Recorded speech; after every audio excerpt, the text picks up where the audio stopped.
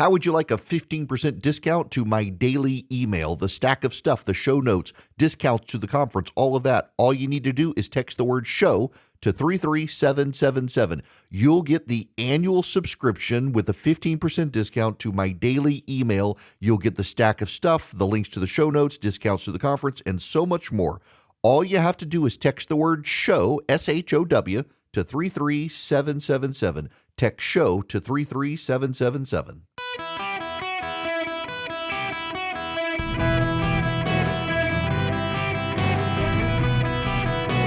Welcome to the Eric Erickson Show podcast, Hour 3. Hello, America. It's Eric Erickson here. I hope you are doing well. We do have breaking news out of the gate. The Federal Reserve has cut interest rates by a quarter point, by 0.25%. The Dow, the S&P, the NASDAQ, all of them now going up. NASDAQ still in negative territory, but it is only down 34 points now. It had been down over 100 points. S&P's up 11 points. The Dow is now up 448. When we went into commercial break, it was only up 200 points. The Russell 2000 up 15 points. Now, what has changed in the statement? There is a parsing of the statement. They have gotten rid of the line. Although swings in net exports continue to affect the data, it says recent indicators suggest that growth of economic activity moderated. Job gains have slowed and the unemployment rate has edged up but remains low. They have struck the line. Labor market conditions remain solid. They do note inflation has moved up and remains somewhat elevated. You know, this is largely a committee. Now, interestingly, Stephen Mirren preferred to lower the target range for the Fed funds rate by 2 percentage points at the meeting. They all agreed, other than Stephen Mirren actually voted against it. He wanted to reduce it even lower. Now, interestingly enough, one of the names on the list is Lisa Cook. Lisa Cook and Austin Goolsbee are both there. Austin Goolsbee, of course, was in the Obama administration, but Lisa Cook is the one who the Trump administration tried to oust, was not able to oust Lisa Cook. The government or the federal court there in D.C. declined to allow him to oust her. She has documents showing that she didn't list the Atlanta property as her primary property. Actually, the loan document that we've got from the Federal Housing Administration shows she did. It was the loan estimate, and they're saying, "Oh, the loan estimate. That loan estimate shows that there was no intent." I got to tell you, personally, I think that you got to see the actual document, and it looks like the actual loan document showed she listed it as a primary residence, not a vacation home, even if she on the loan estimate said it was going to be a vacation home. Now, the question then becomes, was it an error? Was it a clerical error, something like that? That's what she's claiming now, is that it was an error. I think the Supreme Court's going to have to get involved in this, but they haven't chosen to get involved in it right now, which means Lisa Cook was allowed to be on the board, and by being on the board was able to cast this vote. Nonetheless, Federal Reserve cutting interest rate by a quarter point. I will say this.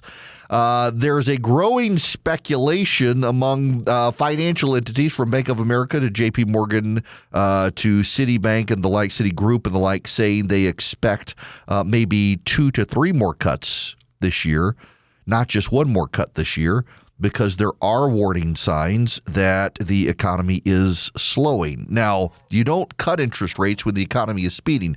This has always been the conundrum of the talking points with the Trump administration right now, because the Trump administration had argued the economy was so robust, you should cut interest rates. But you don't cut interest rates when the economy is so robust, because that sparks more inflation typically when you do that. So you cut rates when the economy is slowing. And the Federal Reserve statement now suggests the economy actually is slowing, and that's why they're cutting rates. Now, the question then really is, do they cut rates more?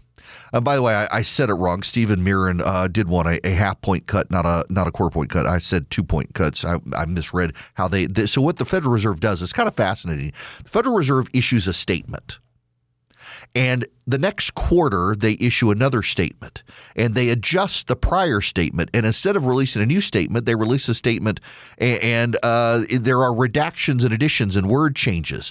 And so what you do to read the tea leaves of the Federal Reserve is you take the old statement and the new statement, and you see what words they added, what words they subtracted. And my problem is I misread it. It had a 1/4, and the 4 was crossed out, and then it had a 2, and I read it as he wanted a 2% rate cut. They actually meant a half-point rate cut, but Mirren wanted more, but it's okay. 9 of the 19 participants indicated just one more reduction this year. 10 of the participants saw 2 reductions this year, which would indicate moves at October and December.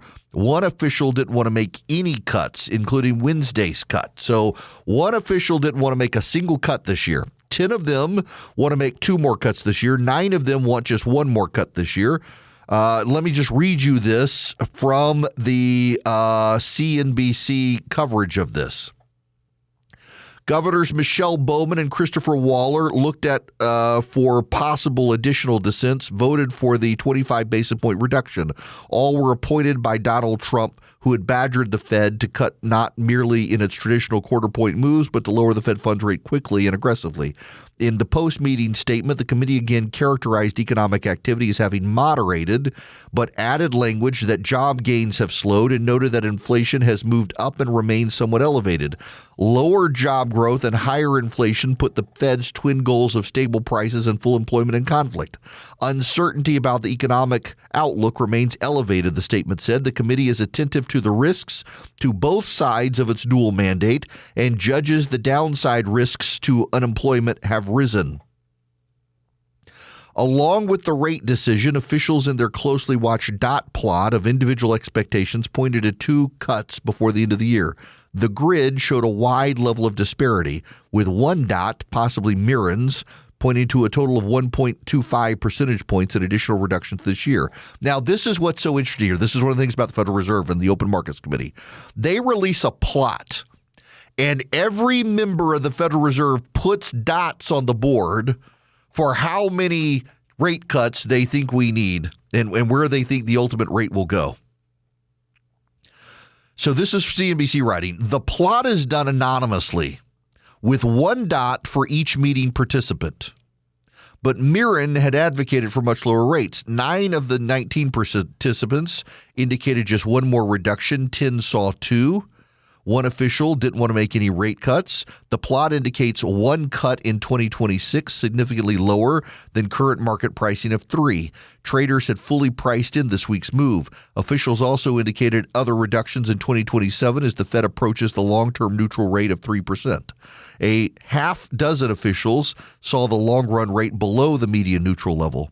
Projections released following the meeting on general economic conditions saw slightly faster economic growth than the June projections, while the outlook for unemployment and inflation was unchanged. A stunning level of political drama preceded the meeting. Yes, that's true.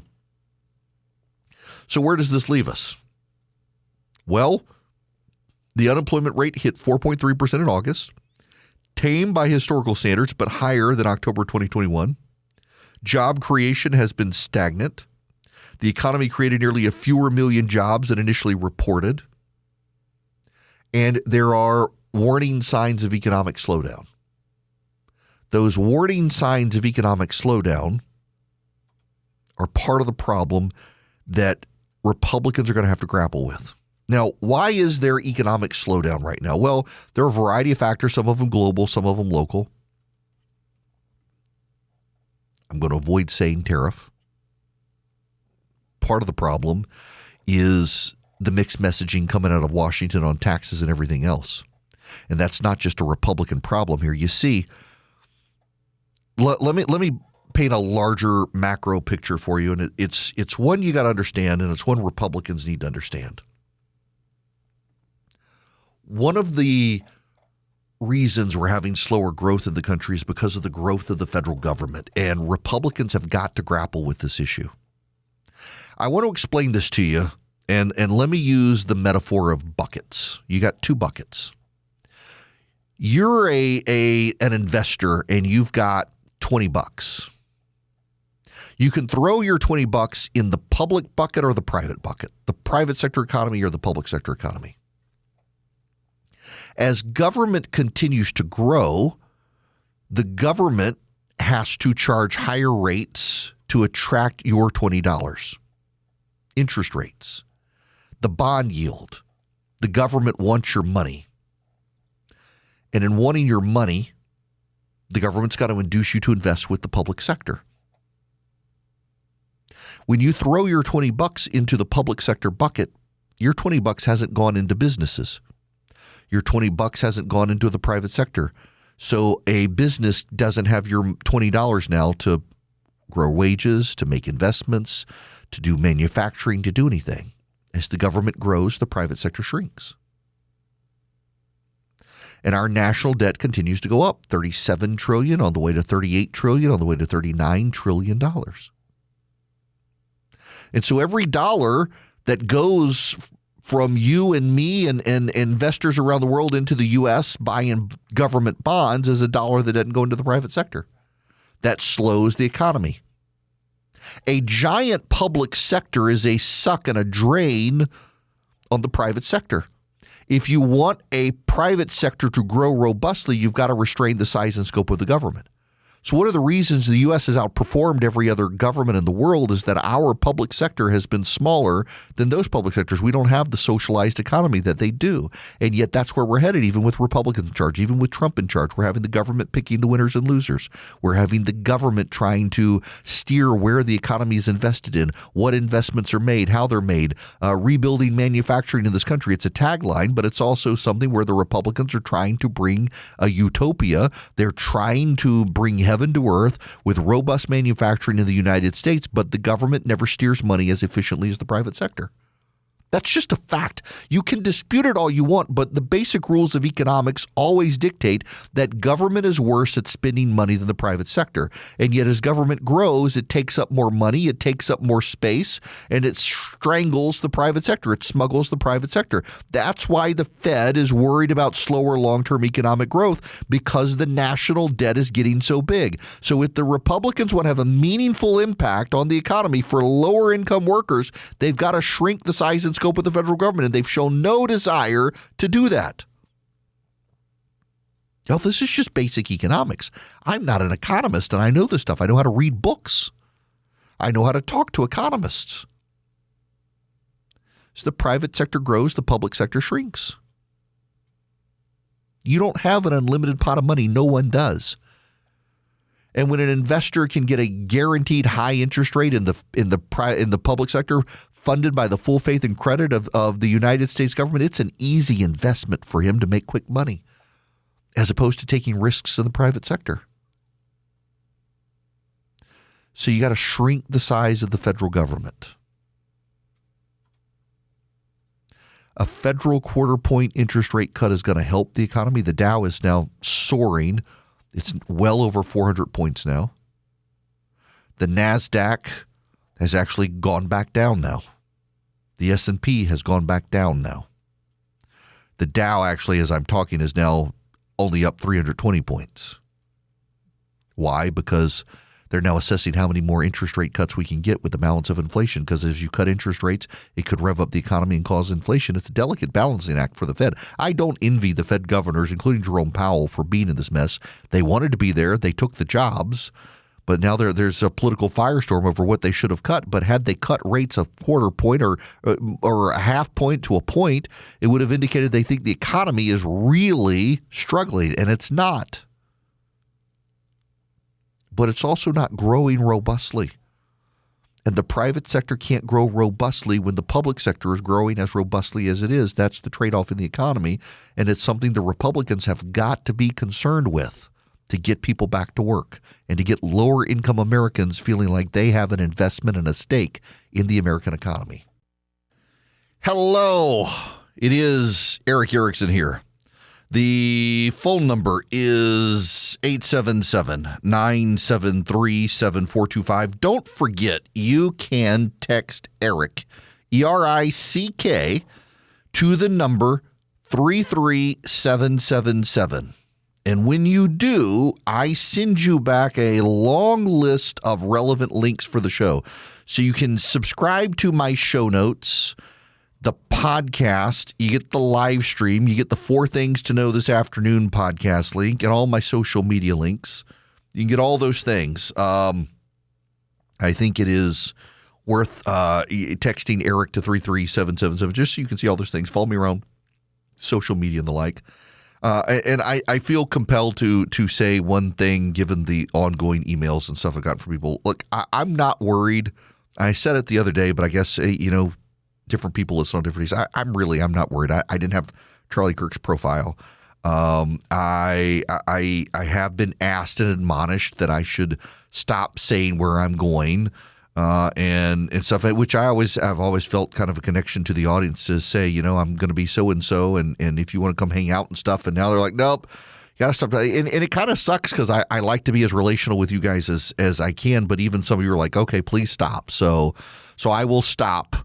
And I'm doing a couple of private events in the country and in the future coming up. I don't think I need security, but a lot of public events now I will. The downside, of course, is that a lot of times, a lot of these events, they're not with my radio station. They're the national show, which means I got to find it in my budget to cover the security.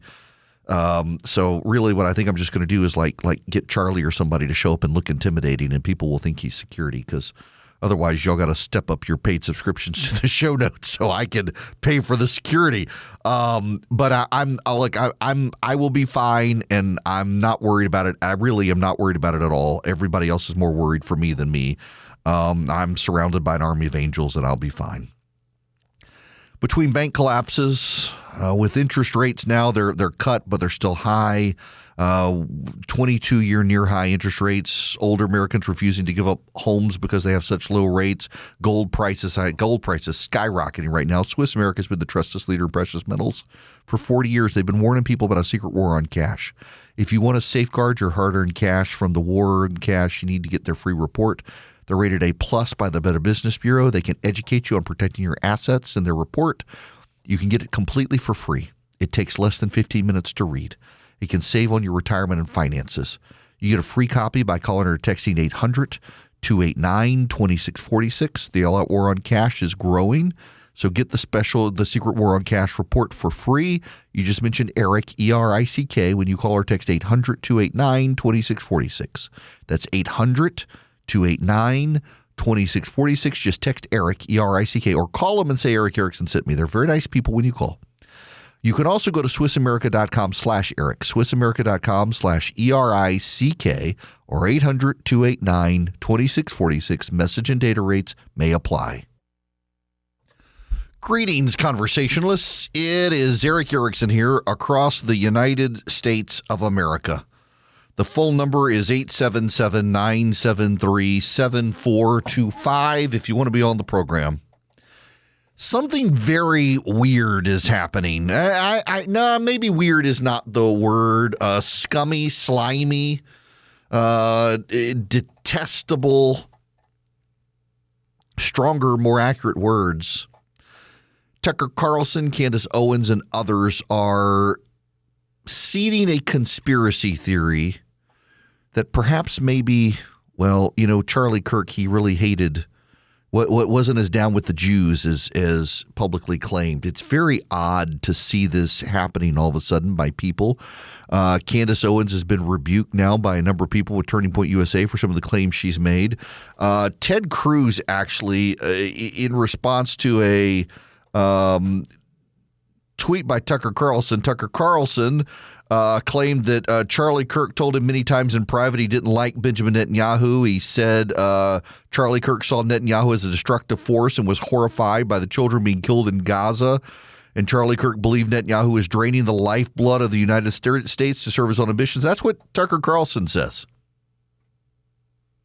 Here's Ted Cruz's response. I'm getting tired of Tucker and his cronies falsely claiming Charlie agreed with me that Israel's terrible and the problem in America is all the Jews. And he says, I knew Charlie Kirk well, and indeed the very last conversation we had was how deeply concerned he was with the rising toxic wave of anti-Semitism on the right.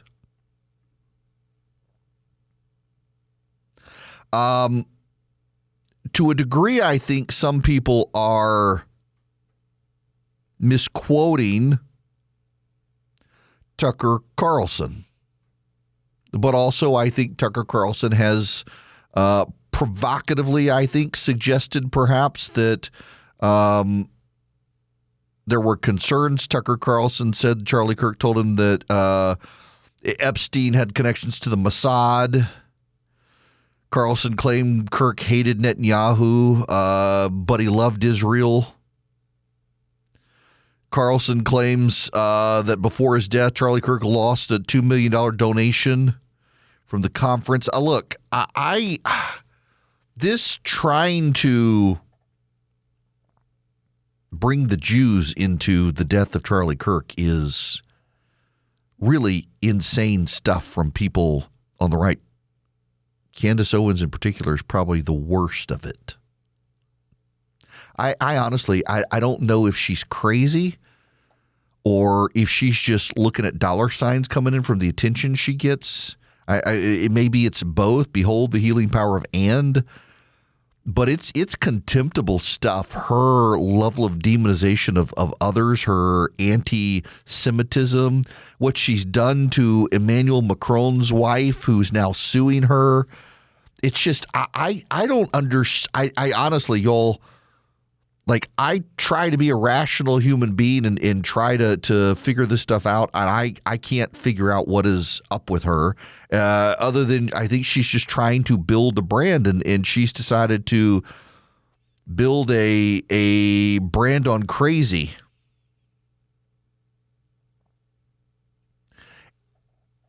And I think it's got to be called out.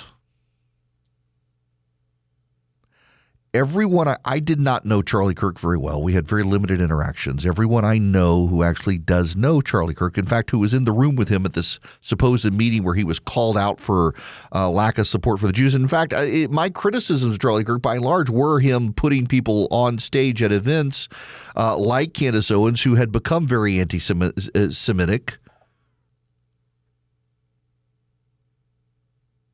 The people I know him who were there with him at the end said he was deeply concerned about the growing tide of anti-Semitism on the right. And he was increasingly vocal about how he loved Israel, and you couldn't be effectively a conservative and hate Israel. This glomming on to him to try to use him to fight the Jews. Where is the evil coming from? Well, I mean, I know theologically where the evil is coming from, but there really is something sinister festering on the left and the right that has become deeply, deeply anti-Semitic, that sees Jews everywhere. And it needs to be called out. I'm glad Ted Cruz stepped up today to be very vocal about it, and others have as well, because it's just deeply demented stuff. I don't know what is. I have people out all the time saying, "Is Tucker Carlson, is he in it for the money? Is it audience capture? What is?" I have got no idea. I assume audience capture. Candace Owens, I'm not sure if she's not insane. I typically try not to reference podcasters and others on the program, but given their stature and platforms, I think it's got to be said, when you're out there that antagonistic towards the Jews and embracing anti-Semitism, I'm deeply, deeply concerned about some of the voices on the right. There's nothing I can do about voices on the left, but on the right, there should be no place for anti-Semitism. And this, by the way, gets to my point about Matt Walsh the other day, saying there should be no enemies to the right of me. I may have significant disagreements, but I'm not going to criticize them. Look at the left. We all need to be against the left. Some of these people on the right have flipped over onto the left. It's horseshoe theory. They become progressive leftists, and they still claim the banner of the right. And a lot of people on the right say they're on my side. And when you're attacking the Jews in Israel, you're not on my side. You're an anti-Semite, and I want nothing to do with you, and I don't want them in the ranks of the right. I think that They see conspiracy theories where there are none. They see evil where it is misplaced. They direct their evil towards the target of a group of people who are some of the most persecuted on the planet, who they wish to scapegoat and blame for all their problems that are caused by other things because they're actually in line with the people actually causing the problems, and I want nothing to do with it. Now, I got to tell you, the president has just released this letter. The White House, I should have. He is in London, and I want you to read. This is to brand new American citizens from the President of the United States. Dear fellow American, on behalf of my administration and the American people, congratulations on becoming a citizen of our great and glorious nation. America has always welcomed those who embrace our values, assimilate into our society, and pledge allegiance to our country. By taking this oath, you have forged a sacred bond with our nation, her traditions, her history, her culture, and her values. The rich heritage is now yours to protect, promote, and pass down to the next generation. Our history is now your history. Our customs are now your customs, and our Constitution is now yours to safeguard, honor, and respect. The United States is now your homeland, and you stand as a part of one nation under God. You have pledged your heart to America, and in return, she offers the boundless promise of freedom and opportunity. We applaud your devotion to our country, our people, our history, and our great American story. As long as the American people continue to love our country and uphold our values, there is nothing that our nation cannot achieve. Our communities will flourish. Our people will prosper. Our nations and our traditions will endure. And our future will be brighter, more radiant, and more hopeful than ever before. Once again, congratulations and welcome. May God bless you, and may He continue to bless the United States of America. Sincerely, Donald J. Trump, President of the United States. That's a heck of a letter, isn't it? That's a heck of a letter. Very well worded letter by the president. So someone earlier, who will go nameless, I think. I think she might have misunderstood or misheard me. I will scroll back through my Twitter timeline here and find my reply to her, because she was a little bit upset with me with something I said earlier. And it was about tacos and brisket. She said, did you really just say that assimilation is good because of tacos and brisket? Making light of a serious situation is exactly what leftists think of when they talk about people on the right. I'm not making light of the situation, ma'am. My point is that as a sign of wonderful assimilation into this country, our cultures blend, and that includes our food traditions. I may have a problem. My wife and kids think I have a problem. Do y'all know now? I counted the other day. I actually have over 300 cookbooks. 300. I don't think it's a problem. I have cookbooks going back to like the 1800s. They had some great recipes in the 1800s that are still worth good. One of them is a yeasted waffle that I make for the kids in the morning. It's got yeast in it and it rises overnight. And you put it in the waffle iron. It's fantastic. It was a recipe from the Reconstruction era America. It was just fantastic. I love cook, and I don't actually cook many of the recipes in the cookbooks. I read the recipes, and they give me insight into the recipes that I want to make. This weekend, I conjured a recipe from my head, but it was based on reading a lot of cookbooks. I made basically a hot pocket, but it was chicken pot pie turnover. I used puff pastry. I added chicken and bacon and onion and potato and baked it in the oven. And it was, oh my gosh, it was a winner. It was a hit on the front porch. I made it up off the top of my head. It's like if I add this and this and this and this and put these seasonings in and put it in puff pastry and bake it, it's going to be good. And it was good. It was. And I think that the food traditions of the United States are part of our assimilation. And here's what I mean by this, and I don't mean it pejoratively. I don't mean it flippantly. I mean it very seriously. In our society, we have a common tradition that almost everyone embraces for example, Thanksgiving. You have the turkey. You know, when we lived overseas, Americans got turkeys for Thanksgiving, and everybody's, why are you importing? I lived in as Charlie and Philip know, I grew up in Dubai. Kills them every time I say it. And we would get turkeys for Thanksgiving, and everyone's like, what the hell is this thing? It's a turkey. I had a friend who was a teacher in Hungary, and everyone wanted to eat in American houses. Why? Because the Americans in Hungary, this is before the fall of communism. This is in the 80s. In communist Hungary, Americans got full-sized ovens. Nobody else did. The entire reason that Americans were the people who got full-sized ovens when no one else in the country could get a full-sized oven was a turkey for Thanksgiving. True story. The tradition continued in the 90s. The fall of the Soviet Union, more and more expats come into those countries. It was hard to get a full-sized oven unless you were an American, because Americans needed a full-size oven for a turkey. We have turkey. You got the stuffing, whether you put it in the bird or make it on the side as dressing.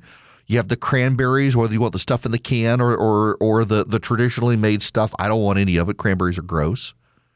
Mashed potatoes, sweet potatoes, mac and cheese, green beans, you name it, Americans have a meal.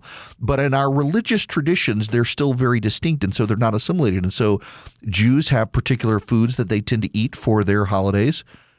Indians have particular foods they eat for their religious holidays. Christians have particular foods they tend to eat for their holidays, and those are not really assimilated. The Christians mostly are, because our society has been so Christian, but there are distinct traditional recipes that cultures make that are not assimilated into American society, and that's what I'm getting at. In the greater assimilation of American society, where our religions remain somewhat distinct, but we're all Americans, we have all these foods now, whether it's a taco or a quesadilla or a hamburger or brisket or a hot dog or pizza or spaghetti, that they symbolize now not Italians or Chinese or Mexicans or American. They symbolize Americans. These things are representative of our assimilation of society, and they're good things that we've assimilated in society. They're not bad things. And the left, what do they say now? Because the left opposes cultural assimilation. If I go make fried rice, they say it's cultural appropriation. If a white guy starts a taco truck, it's cultural appropriation. If a Mexican American starts a Chinese food truck, it's cultural appropriation. I got to tell you, I'm starting to get sold on some of the amalgamated Asian Mexican dishes that I've encountered. They're actually pretty intriguing stuff. It's a sign of our cultural health when we assimilate, and it's the left that opposes that assimilation. And one of the ways you see assimilation in society is through food culture. Think about Great Britain. Do you know what one of the major British dishes, the British, by the way, have terrible cuisine. They conquered the world because they needed spices to improve their cuisine. In Great Britain, you know what one of the household dishes is for like white native-born British people, like multi-century British people? It's curry. Because they conquered India and the Indians conquered Britain with their food culture. That level of assimilation is a good thing. I didn't mean it to be flippant. I'm deadly serious that you see cultural assimilation through food. So the taco is as American as the hamburger, which some would say came from Germany, which isn't really true, but nonetheless, you get my point. And in Great Britain, beans and toast is as British as curry, which is actually better than beans and toast. We should be assimilated. It is only in our distinct religious traditions where we see foods that aren't assimilated. And what the left would prefer is that none of our foods were assimilated. They call it cultural appropriation. And we need to get to more assimilation.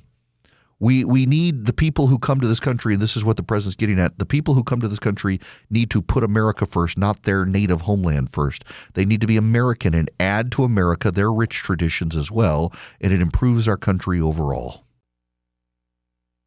Hello there, it is Eric Erickson here. Well, 238 years ago today, these words were released to the public for the first time. You might recognize them. They're pretty impactful words that have changed the history of the world.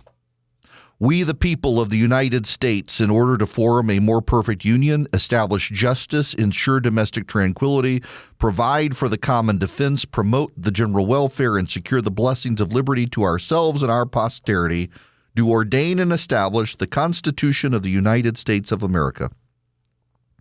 It is, of all the global constitutions that are in use today, the shortest. It's also the oldest. Very, very important words. Done in convention by the unanimous consent of the states present the 17th day of September in the year of our Lord 1787, and of the independence of the United States of America the 12th, in witness whereof we have heretofore subscribed our names. The Constitution of the United States of America, passed by the Constitutional Convention, signed by George Washington as President and Deputy from Virginia, ratified by the Convention today and submitted to the states for their ratification. A big deal. It did change world history and has served as a model for all the constitutions that have come after it, and still the oldest in use, separating itself from our ancestors, the British, who have still no written constitution. Now, I wanted you to go to visioncomputers.com today if you need a new computer. They can build you a computer. They'll make it a great computer. They'll save you some money. Visioncomputers.com. You can also call them at 404-COMPUTE. They can build your computer or upgrade your computer. If you've got a computer running Windows 10, they stop security patches in a month on October 14th. You won't get updated security patches. You need to be up to date and make sure your computer is up to date. Vision Computers can help you. 404-COMPUTE is the phone number, or visioncomputers.com. We have one of their computers in our house. Their tech support is hands down the best I have seen. Day or night, 24/7. You can get them on the phone. You don't have to email. You call a number, 15 seconds or less, anytime, day or night. They answer, and they can take care of your tech need, answer your questions, help you. They can even remote in. They can do this for yourself. They can do it for your business. They can do it for all your employees. They can be your managed IT service nationwide. 404-COMPUTE or visioncomputers.com. Call Vision today.